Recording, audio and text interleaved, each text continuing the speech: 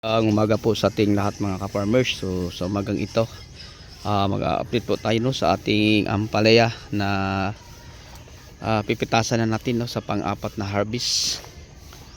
So napakainit din mga ka-farmers, kaya nga ay nagpapadilig tayo no, sa iba nating mga tauhan.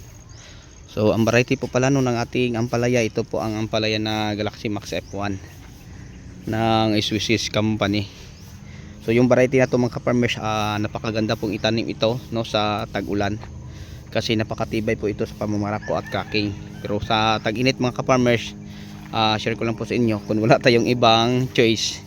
So yan, mapilitan tayong magtanim ng variety na to, kasi yung variety na to mga ka-farmers, hindi masyado na malaki ang kanyang bunga, maliit lang no.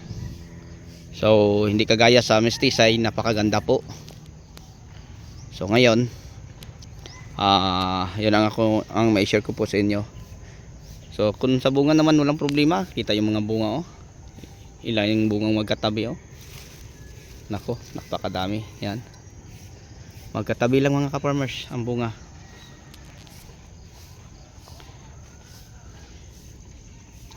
So pang-apat pa lang na harvest mga ka-farmers sa ngayon. Yan, makanda, okay lang pag ganito kalaki lahat. May mga ganito na mga ka-farmers may mga baluktot yan maraming bunga pero marami ding baluktot. Tingnan mo. So pangit tong variety na to sa tag-araw mga ka-farmers, yung Galaxy Max F1. Okay lang siguro kung may irrigation, hindi problema ang tubig. Pero kagaya nito, nakaasa lang sa solar, okay naman. Pero mas maganda ang mistisa mga ka-farmers. Pero yung variety na to sa tag-ulan, yun ang itatanim ko, kahit 1 hektarya, 2 hektarya, kasi napakaganda po itong mamunga, napakadami. So ngayon nagpapadilig tayo ng tubig, kasi mamaya pipitasan natin to. So solar po mga ka-farmers, ipakita mo. So yan, tagtangon din mo na ang nastumoy. Aron dili murag pugong ang tubig ana. So pinapadiligan natin, kasi mamaya mga ka-farmers, mga ka-viewers, ay pipitasan natin. So konti lang to mga ka-farmers ang aming mga pipitas, yung mga ganito lang kalaki yung mga ganito. So yun lang ang aming ipipitas, nasa mga 150 kilos to 100 ba, kasi konti lang po ito mga ka-farmers. Dalawang ang pinupunla namin, pero ang itanim na sa mga 650 lang.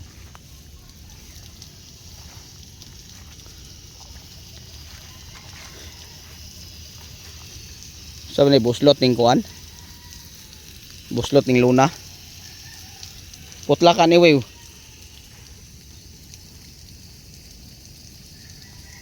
Putla na wey then suksok balik ni gunting. Putla ng luna aron diha sa tumoy sa kuan. Putla daan ay sapot ko na. Isira. Na guntinga diha, then tangtanga da yon, ibalik og sumpay. Na giluba na gi diha, ay kahadlok.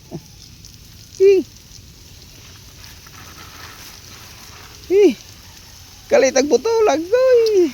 Kaligo. Naligo manong. Sige. Natugnaw kayo, tugnaw maging malimugmog.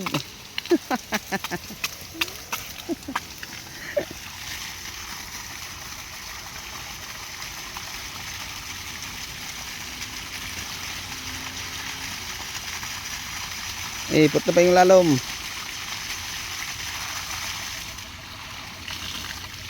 So solar po ang gamit namin mga ka-farmers.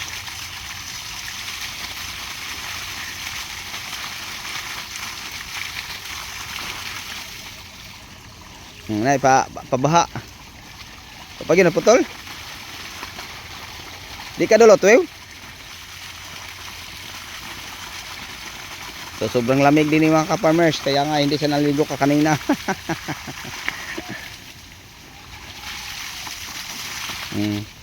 Nay pabaha. Og ipabaha na to wew. Ipabaha daw. Dari paliko. So solar mga ka-farmers ang aming gamit. Yan. Yan o, napilo. Bira gamay. Yan na gamay, bira ganto dito. Lagi, liko gamay na. Okay. Ana. So napakalakas mga ka-farmers. So yun po ang ating gamit na solar farm.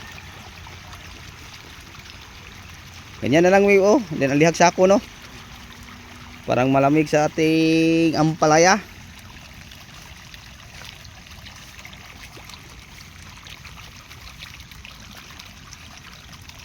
Haranga lang ng sako. Dito. Oo. Tanawa. Musakar ang tubig, di nakatagbaw kabiya, napalunop lang.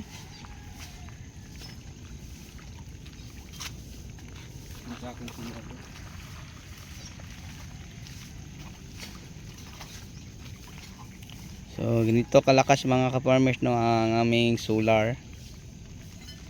So dahil dalawa ay papunta doon, dalawa sila. Parang humina sa dulo. Lalo na pag umaga hindi masyadong malakas ang init. So mahina lang mga ka-farmers ang tubig. Pero pag halimbawa ay ganito naman ka-farmers, so, sobrang sakit ng sikat ng araw, ayan malakas ang tubig natin. So 3 horsepower lang ang ating solar na solar pa mga ka-farmers. Tapos dos ang kanyang hose o tubo. So nasa 120 feet ang lalim. So yan, kanyang kalakas ang tubig.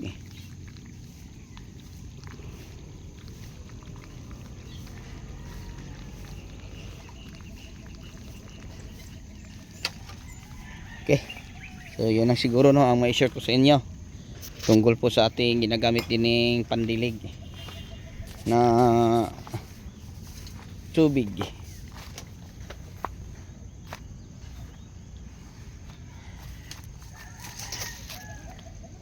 So, napakainit, kailangan ang diligan.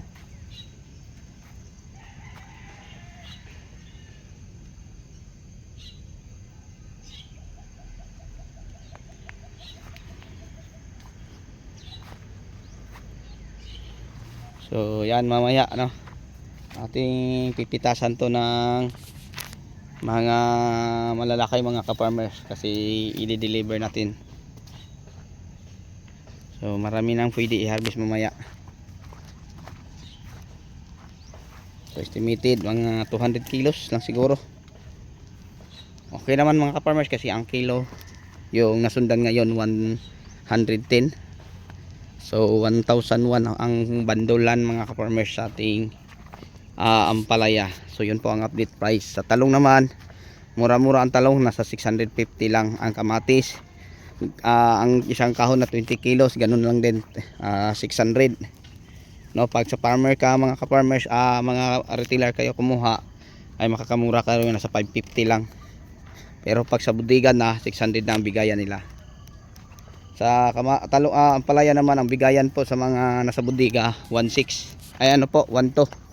So nasa 120 tamaan. Pero sa farmer ka makakawa diretso, makamura ka, ay nasa 1.1 lang po or 1.10 per kilo. So yan po ang ating pipitasan mamaya ha. So ganito na mga ka-farmers ang kanyang bunga, parami na po oh. So ang variety po ng ating ampalaya, ito po ay Galaxy Max F1 ng Swiss, na sabi ko ang magandang ang variety nito, maganda nating itanim siya sa tag-ulan kasi napakatibay siya sa tinawag nating pamamarako at cracking. Pero sa ganitong panahon napakainit, nako, marami mga baluktot mga ka-farmers at saka maiksi, maliit, ganyan ang problema niya. Okay, so yun lang siguro ang mai-share ko po sa inyo. May update sa umagang ito na mas maganda na may alam po tayo sa mga variety kung kailan natin sila pwedeng itatanim. Katulad nito na maganda pala ito ang Galaxy Max itanim sa tag-ulan, hindi sa ganitong panahon na sobrang napakainit. Okay lang pag sa banda gilid mga ka-farmers, ganito pa ang bunga kalaki, no, isang dampal o isang roller kapin. Pero pag halimbawa ito'y tumagal, mga ka-farmers, maiksi, no? So okay, pag ganito kalaki pa, yan, napakaganda.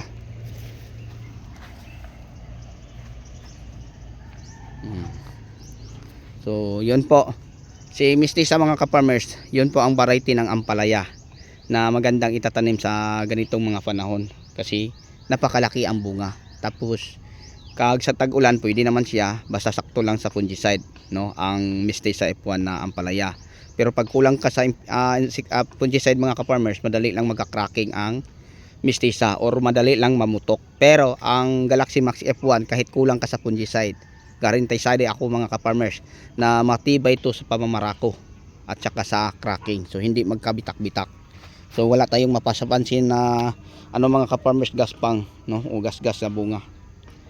So manatili itong maganda kahit sa maulang panahon. So yun po ang mai-share ko po sa inyo patungkol po sa variety ng ampalaya na magandang itatanim sa tag-ulan, ang Galaxy Max F1, yung tanim natin ngayon. Dahil wala na tayong choice mga ka-farmers, napilitan lang tayong magtanim ng Max sa ganitong panahon na napakainit. So ang bunga niya hindi masyadong malaki, no?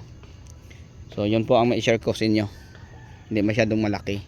So mas maganda mga ka-farmers na maabot ng kalahating kilo o 6 grams. Ito bihira lang, nasa 1 kilo mga ka-farmers yung mga ganito kalaki, labis nasa mga 4 grams lang. So yung Mistisa aabot ng tagkalating kilo, 1 piraso. So yun ang maganda sa tanawan, yung malaki mga ka-farmers, kasi nakasanayan nila ang mga ganyang kalaking bunga na i-harvest. Okay, so bago tayo magtapos sa ating kwentuhan patungkol po sa dalawang variety, kung anong magandang variety na itatanim natin sa tag-araw or sa tag-init, sa tag-ulan, mega love shout out po mga ka-farmers sa inyong lahat. So yun lang ang may share ko po sa inyo patungkol sa mga variety ng ampalaya, na ito pala si Galaxy Max F1, maganda din siya sa tag-ulan. Pero sa tag-araw katulad ngayon, pag may tubig ka makakabunga naman, pero madali lang po mga ka-farmers ang kanyang buhay. Hindi ka tulad ni Mistisa na sa tag-araw kahit kulang ka pa sa tubig, ang bunga niya ay malaki, tapos lalo pang maganda kasi Mistisa Pero pag tag-ulan madaling mamutok si Mistisa. Si Galaxy Max naman ay yan, parang yun ang mga panahon na hinahanap niya, yung maulan. Okay, so mega love shoutout po ulit sa inyong lahat, no, mga subscriber, mga viewers, share at commentator, at sa inyong walang wasawang pagsuporta. Maraming salamat po. God bless at mabuhay po tayong lahat. Hanggang dito na lang. Maraming salamat po. Thank you.